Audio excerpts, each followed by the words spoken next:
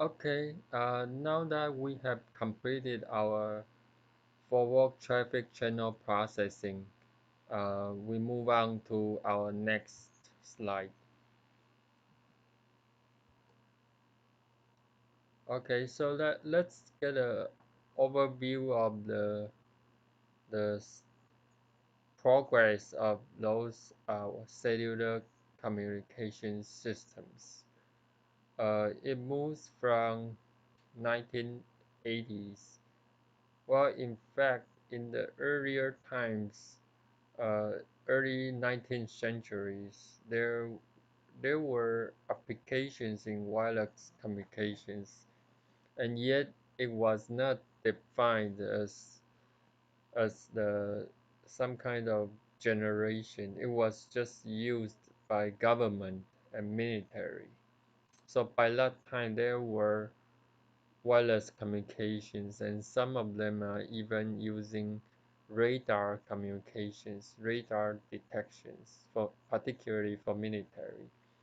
Then up to 1980s, there was this first generation, and then second generation 2G, and then 2.5, and then up to early 20th 20th centuries.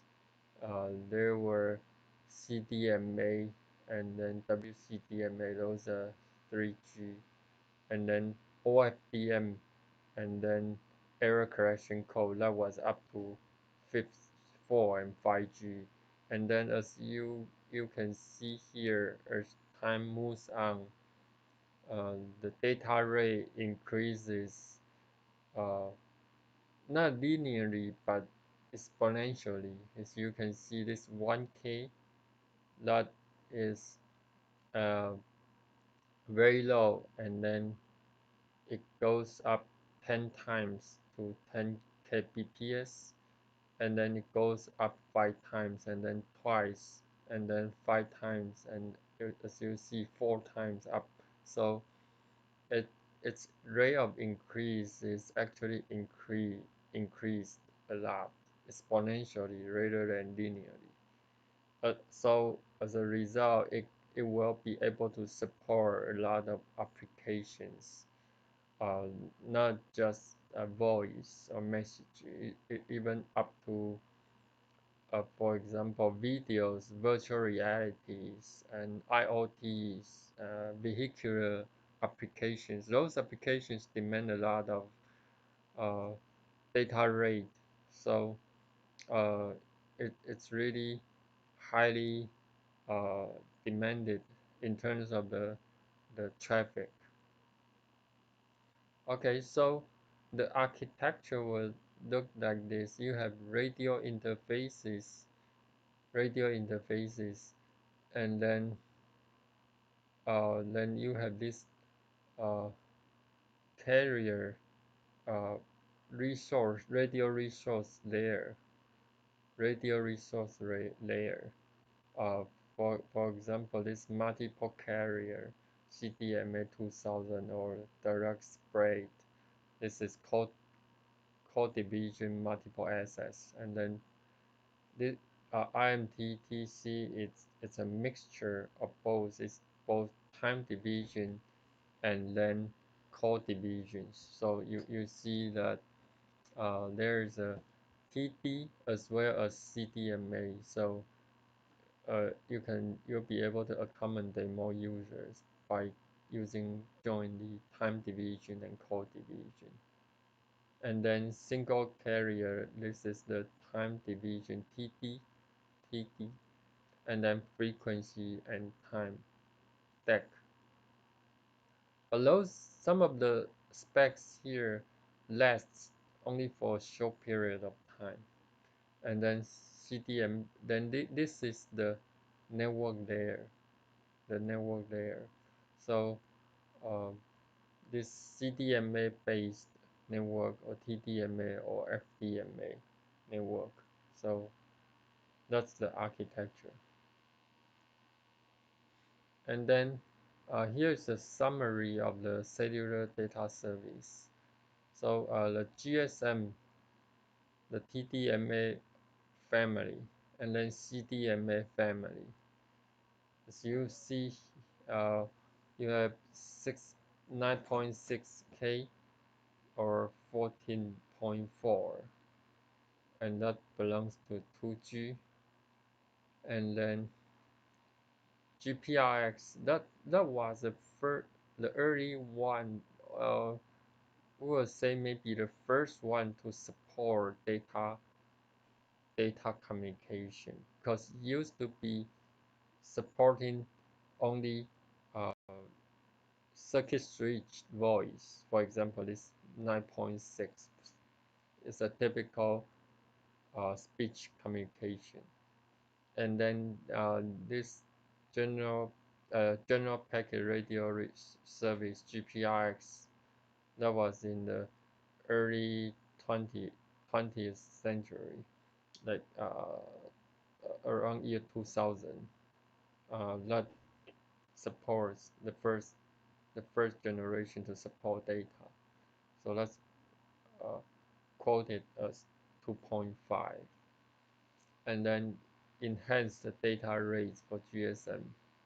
So that's EDGE, IP communications 384, 2.75, and then TD-CDMA, combined CDMA and TDMA, that's considered 3G. And then wideband CDMA, it's similar to H, but adds 2 megabits per second indoor capability, and then increase capacity for voice, that's 3G. And then the CDMA family, the circuit switch database under standard IS707, that's 2.6. Of course, the first generation is belonging to 2G and its voice, and IS95, 2.5. And then CDMA 2000 is 2.5, and wideband CDMA is similar to H but adds 2 extra megabits per second indoor capability. The all original thinking was in outdoor environment it was not that easy to add capacity, but in indoor we can do that because in indoor the communication range is shorter. Then this CDMA 2000, its IP communications to 384 kbps, that's 3G. And then 2G tech review, a little bit of review of 2G technologies. That 2G uplink frequency. Let's just get an uh, overview of it, because um, while we are doing this, it's good to get a sense of what's going on in the past and see all the history going all the way from the origin to nowadays. Because nowadays, when we're talking about 4G and 5G, it's pretty advanced version of the wireless communication, and we all get to enjoy all the advantages and benefits provided by the wireless come nowadays. So in the past, this uplink frequencies 824 to 849, and it's in the US. And then again 890 to 915, it's in the US. And 800 to 1500, Japan. And downlink frequencies 869 to 894 in the US. Then 1930 to 1990. As you can see, in the Europe and US, there are different rules. The reason being that the frequency is more like law, it has to be instituted by the law. And the telecommunication law is different from country to country. So in the Europe, people have maybe different considerations, and then they would use different frequencies uh, uh, as opposed to what we use in the US. And this A69 to A94, 800 in Japan, and duplexing, FDD, they all use FDD duplex, and multiple access, this is using CDMA, and as its name goes, CDMA, and this is TDMA. And then uh, modulation is very important because it relates to the, the data rate very much. As you see, this is BPSK, which has lower rate, and GMSK, and pi/4 DQPSK, and then carrier separation 1.25 and 230, and channel rate. This is the most important one. You will see this is 1.2 chips per second, and then 270 kbps, and then 48.6 kbps. And voice channel carrier, this is using 64 and 8 and 3.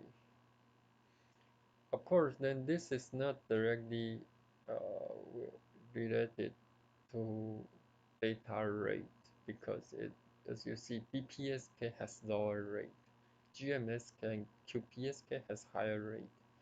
So this is not to say that when voice channel is a direct correspondence to rate, not the case. Voice channel per carrier is just a specification for the channel numbers. And then speech coding is CELP at 13 kbps, and as you see, they have different ways of doing this speech coding.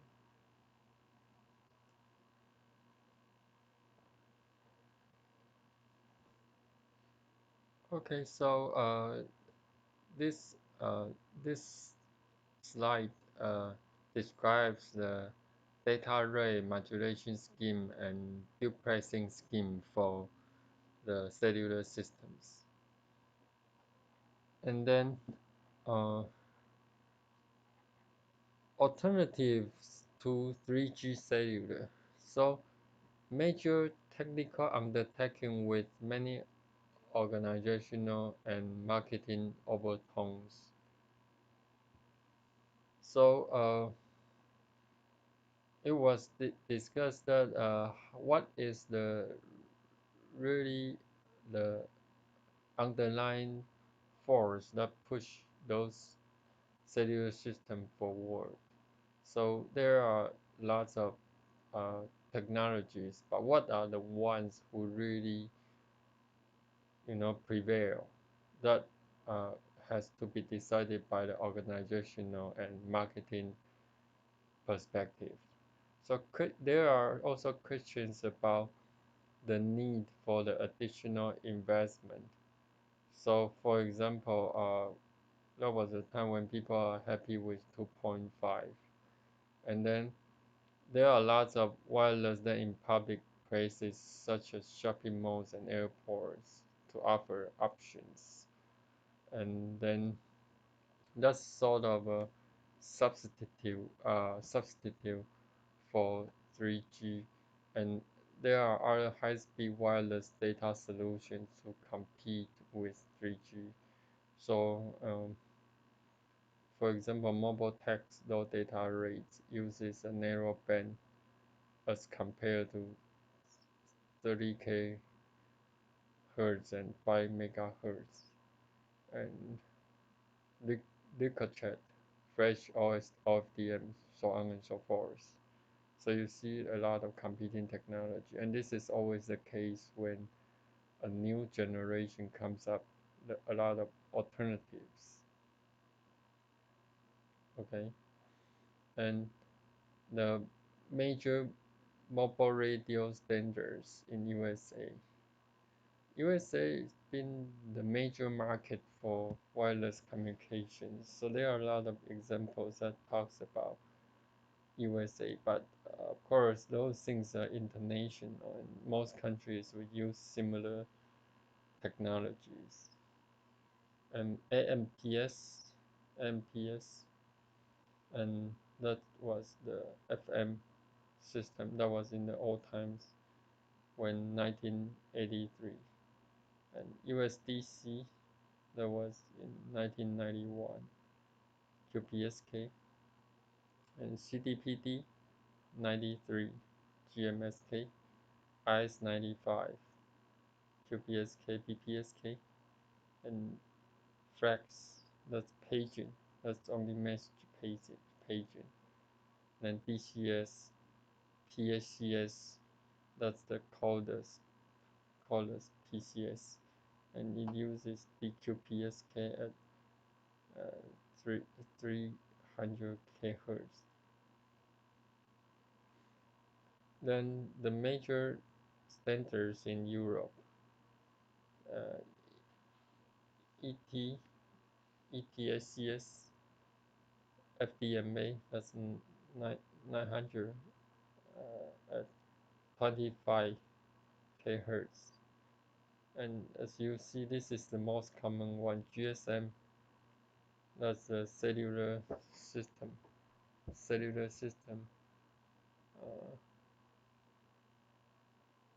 cellular PCS in the 90s, that's TDMA, A9, A90 to 960, a GMSK at 200 kHz, C450, and that is FM 2210, and Hermes, that's paging, 93 for FSK 25, CT2, CT2, that's 89, and GFSK, and DCT, and DCS, GMSK.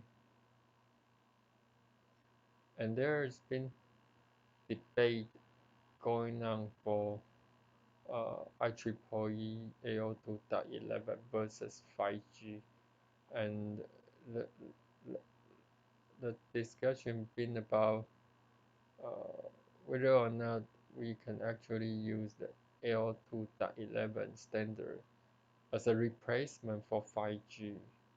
Of course, that debate has been going on, and the reason is that 802.11, uh, while it was first considered as the short-range indoor applications, but because it's so successful in terms of its usage and applications and industry, very successful. As a result, people start to think about, is it possible that we use the L2.11? Then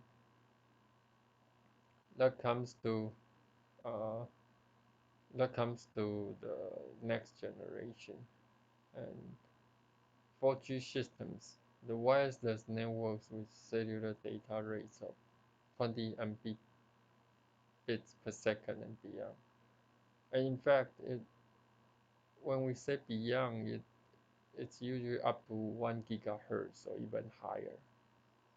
So the AT&T has become a two-phase upgrade of its wireless network on the way to 4G, and Nortel developing features for Internet Protocol-based 4G networks.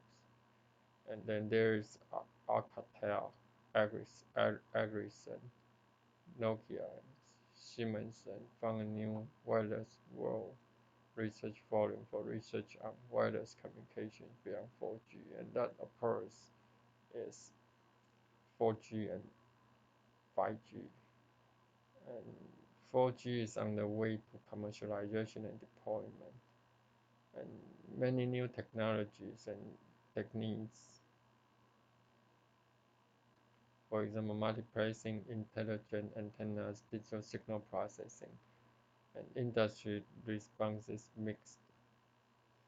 There are always debates in terms of what standard is better, what technology is more viable, things like that. So there's always competitions and debates about this.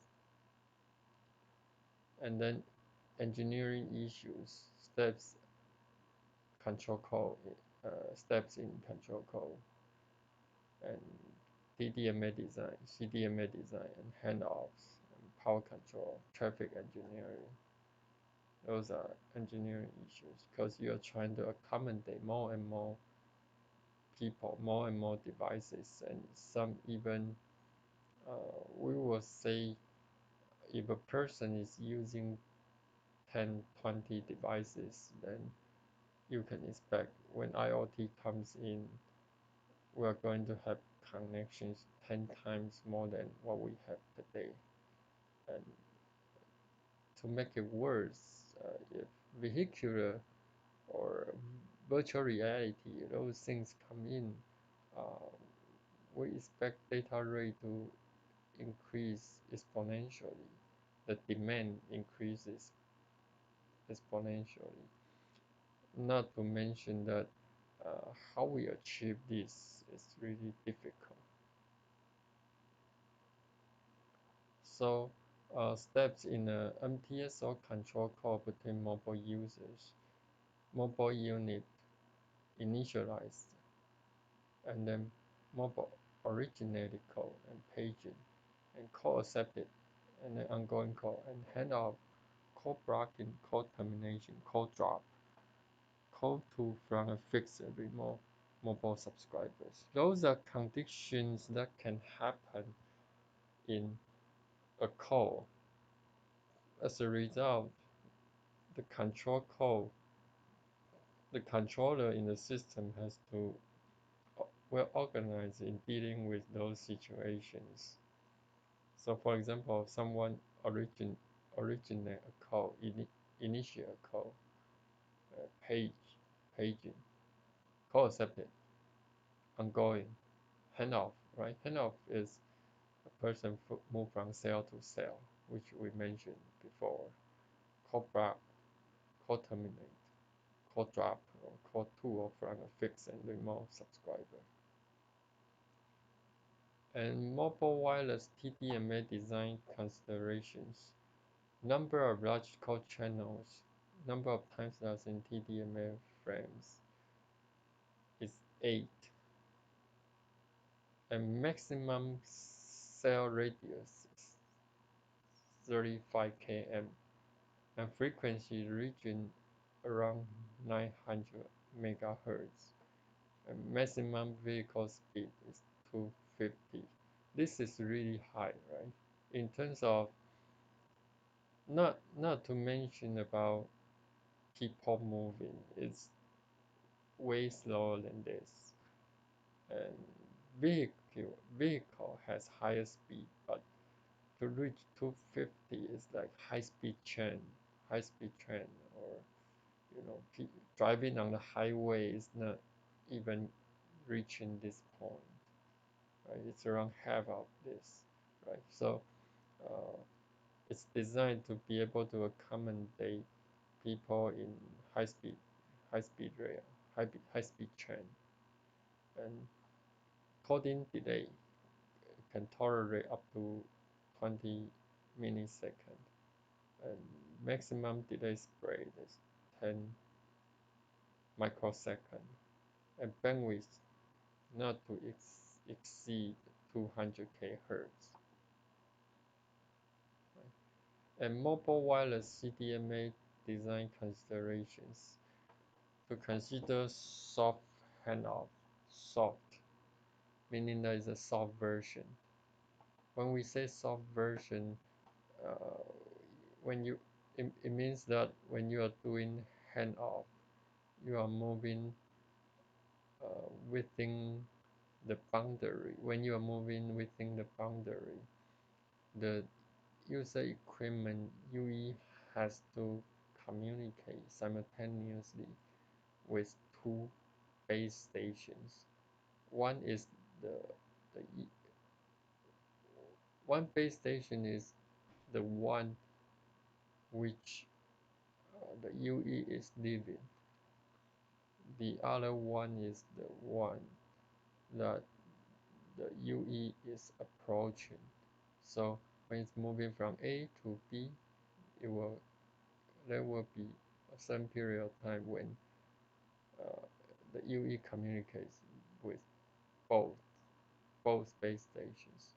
So mobile station temporarily connected to more than one base station simultaneously. And then this receiver, um, rake receiver is really a very important technology. Very important because uh, when multiple versions of a signal arrive more than one chip interval apart, rate receiver attempts to recover it. Uh, the thing to be done is that there will be multiple versions. Then how come you would think if the if there's one transmitter doing the transmission, then how come there will be multiple signals arrive? The answer is you have multipath, right? What do we mean by multipath? A person, no, not a signal going through the air and reaches the receiver directly, while the other signals going to bump, jump around the wall, the obstacles, and then bounce back and then reach the receiver. So you have multiple versions. And then RAID receiver is to use multiple antennas to receive those signals and then trying to decode it. So that's the RAID receiver. Then it attempts to recover signals from multipaths and combine them. This method achieves better performance than simply recovering dominant signal and treating remaining signals as noise. So better performance because you have multiple antennas, and when you receive it, you will recover signal by combining them or by eliminating interference and then eliminating noises, doing all those signal processing techniques to get a better signal quality, and then you get better performance. That's a reg receiver. And then WiMAX is the one that develops from, as we mentioned here, 802.11 versus 5G. Then what happens here is people trying to develop high-speed wireless communication through 802.11. And it has this worldwide interoperability for microwave access, and then last mile wireless broadband access, then alternative to cable and DSL, and deliver data, voice, and video, support hundreds to thousands of homes and business. So that's a high-speed version of the of the wireless LAN, which is so-called 802.11. We have the name because come from uh, it comes from the reason of standardization. IEEE 802.11 standardized by IEEE. That was the thing about uh, why we are making this so-called 802.11, and it's defined as a new number 802.16. As you see here, if we have a standard 802 something, it evolves to a new version and the number increases. For example, while we are talking about 802.11, now it becomes 802.16. So that's sort of the evolution evolution, trying to uh, evolve from something. And then the typical target environment will be uh, fixed, portable, and mobile stations. And then the environments without line of sight. So as you can imagine, while you are doing wireless mobile communications, you cannot expect you cannot expect that the environment to be stationary or the environment to be cooperative so that you have a line of sight. Line of sight is a thing that meaning uh, you and I, while we are doing wireless communication, we have a direct line of sight, meaning our wireless link can go through the air directly. But in a lot of cases, it's not that good, right? It's not so good because you have walls, mountains, buildings, obstacles in between of you and the receiver. As a result, a lot of cases we encounter scenarios without line of sight. And the cell radius is 3 to 10 kilometers. And then capacities of up to 40 megabps per channel. And the mobile network deployments are up to 15 3 km radius. Then as you see, the radius is still large as opposed to 500 meters that we are talking about. And it builds on and extends Wi-Fi technology. The advantages of Wi-Fi are easy to deploy unlicensed spectrum and low cost. Easy to deploy. I think some of you may have experiences of buying a Wi-Fi hotspot, right? Hotspot, and then you put it in your home, in your office, or somewhere, and it automatically. The setup is very simple, and you automatically get connected. I may have experiences about this, and it's very easy to deploy. And it has unlicensed spectrum, and it is low cost and supports mobility. Of course, with it's limited. The reason is that uh, the range is short. The range is short. But WiMAX needs to address the following issue. It's This is the issue that Wi-Fi has, and therefore WiMAX has to address those to make it even better for longer range, higher rate. Right? So it's susceptible to interference.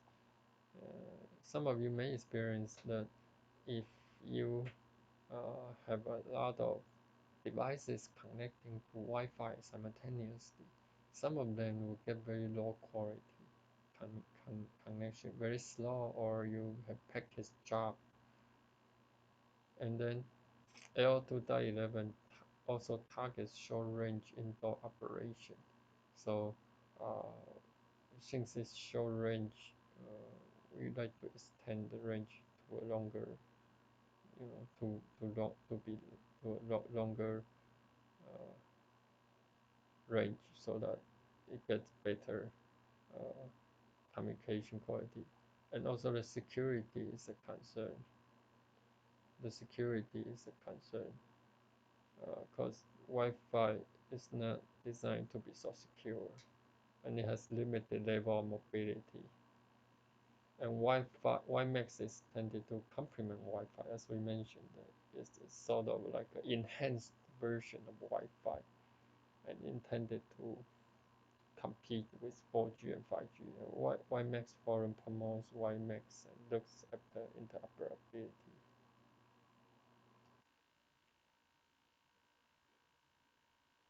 Okay, so now we go to the next slide.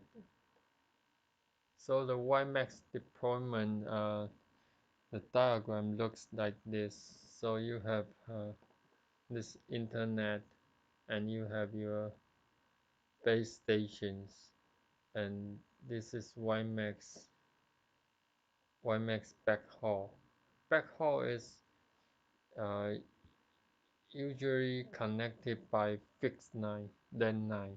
For example, uh, uh, fiber or other kinds of high-speed fixed line connection that usually serves the backhaul.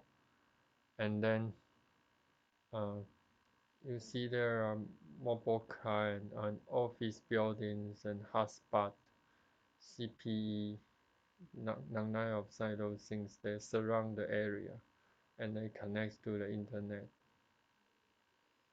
And then the next one is we go to of course we talk a lot about other stuff, but in general cellular systems. But those cellular systems, they are not just cellular. Uh, they are actually inherent in 5G, 4G network. Not that much difference though. So let's take a look at 5G spec. So this is the sort of the spec. By spec, we mean it's supposed to be uh, the requirement for the rate and requirement for the latency and requirement for a lot of things other than technology. So there could be technologies to achieve those, but 5G spec is the one that uh, gives you sort of the requirement, but regardless of the technology. So let's look at those item by item. The peak data rate enhance mobile base station. So the peak data rate is downlink. As you see, it increased a lot from those like 100K, you know, 9.6K. It increases a lot from there, right? So this peak data rate is downlink 20 gigabps peak data rate, and uplink will be 10. So usually we specify the downlink to be higher than the uplink. The reason is that usually usually we uh, usually we like to uh, kind of using more downlink, using more data in the downlink. For example, while you are listening to your music, uh, watching a video, the uplink is just sending a message up to the server, while the downlink has to do all the streaming for the video down to your user device, right? So downlink is a lot higher than uplink. And spectral efficiency, there is a limitation that is called Shannon capacity, but here it's more technical. Uh, Other than theoretical, it specifies each hertz is going to support 30 bps, and then uplink is going to support 15 bps. And user experience data rate, downlink is 100 mbps, uplink is 50 mbps, and then 5% user spectral efficiency. The downlink is 0.3, uplink is 0.21. And also in different kinds of scenarios, for example, indoor, you have a specification. Dense urban, you have a specification, while rural area has more, is more less populated, right? Indoor is the most intense scenario where you have a lot of connections, but dense urban, you still have connections within with a reasonable size, and then rural is kind of in a in a more less populated area, so you have spatial efficiency, average spatial efficiency. Again, you have three scenarios: indoor, dense, and then rural. So those things are going to give you uh, specifications for different kind of scenario, and particularly the the classifications based on the population density, or I would say number of devices per area. And area traffic capacity downlink is 10 megabps. That is the indoor hotspot. And user plan latency 4 milliseconds for EMBB and 1 millisecond for UILC. UILC means ultra low latency, ultra low latency. And control plane latency for EMBB and UILC, that's 20 milliseconds for EMBB and UILC. And connection densities, uh, a million, 10 to the 6, right, devices per km square. So as you can imagine how large it is, you need to accommodate that challenge for 5G, which is very difficult because you have to accommodate a million device in a 1 km square. That is very difficult, right? MTC, that's a MTC, machine type communication. So as you can imagine, it has to, you know, it, it's a huge burden to be able to do that. Right? Yeah, and then energy efficiency, the capability to support high-speed radio and long sleep duration to enable low energy consumption when there is no data. So the problem is when you have a lot of uh, data, a lot of connections, also you like the system to operate for a long time. You need to consider energy efficiency. We all have experiences of running out of battery, very common. But in 5G, it requires to accommodate time, a long time, other than just efficiency. It tries to tackle, deal with the issue of energy. And then reliability, URLLC, it's 10 to the minus 5, 1 minus 10 to the minus 5 success probability of transmitting the layer 2 protocol data unit of 30 bytes within 1 millisecond in channel quality of coverage age. Coverage age means the the at the at the age of the cell. Remember that previously we talked about the the cell coverage, and we use either circular or hexagon geometry to illustrate the coverage. And when a mobile phone is at the age of the coverage, it's really difficult to communicate. So he is trying to specify the reliability in such a difficult area, saying that you need a 1 minus 10 to the 5 success rate, meaning that the failure probability is 10 to the minus 5. I want to bring your attention that 10 to the minus 5 is really a huge challenge. It's not very easy to achieve, and yet 5G is dealing with such challenge.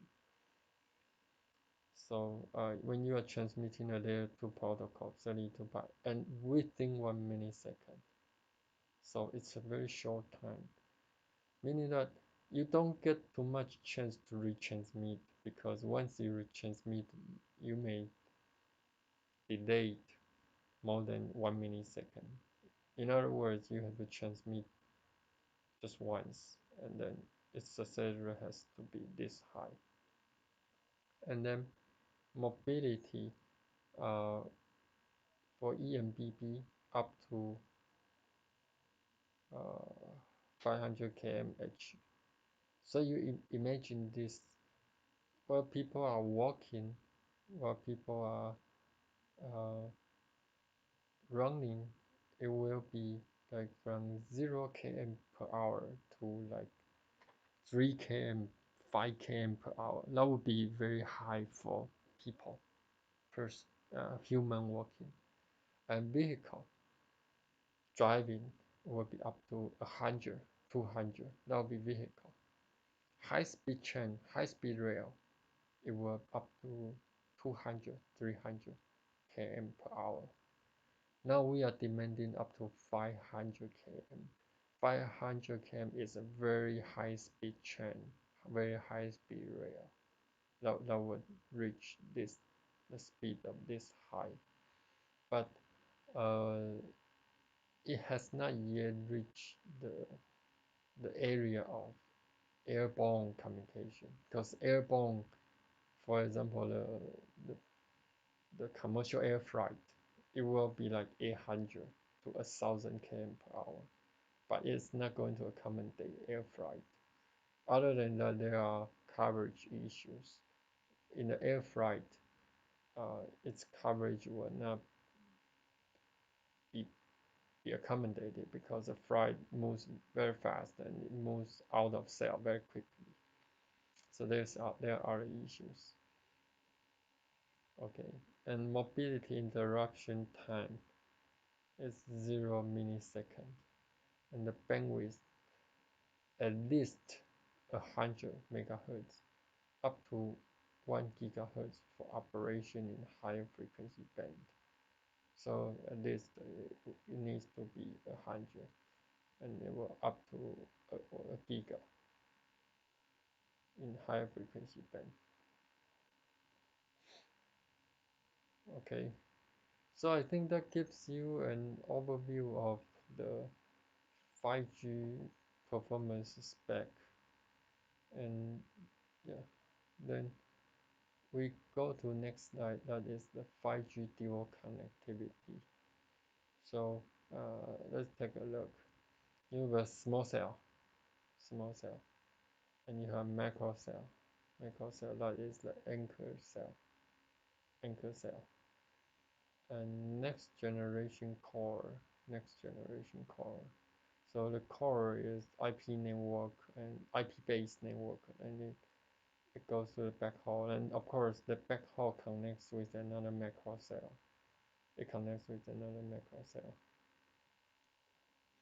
and also the inter-site transport link. So you have macro cell and backhaul, and then this small cell. Small cell meaning a smaller cell using a lower power, uh, a low power base station. For example, is something like a wireless LAN, like AR2.11 access point, but it's not the case. But just an analogy illustrate the idea. It's a very small device and it covers a small area. And the benefit of covering a small area is that it can reuse, as we mentioned about frequency reuse, channel reuse, right? When it's a small cell, its channel does not interfere that much outside of the cell. As a result, when it's further away, the channel can be reused. As a result, the channel reuse efficiency is going to be better. So we have macro cell, small cell, and then 5G UE. Then it's dual mode. It connects with the macro cell and also the small cell to enhance its data rate. And of course, the control is going to be a little bit more difficult. Okay, I think that would be for this hour, and let's take a break and then come back in a few minutes.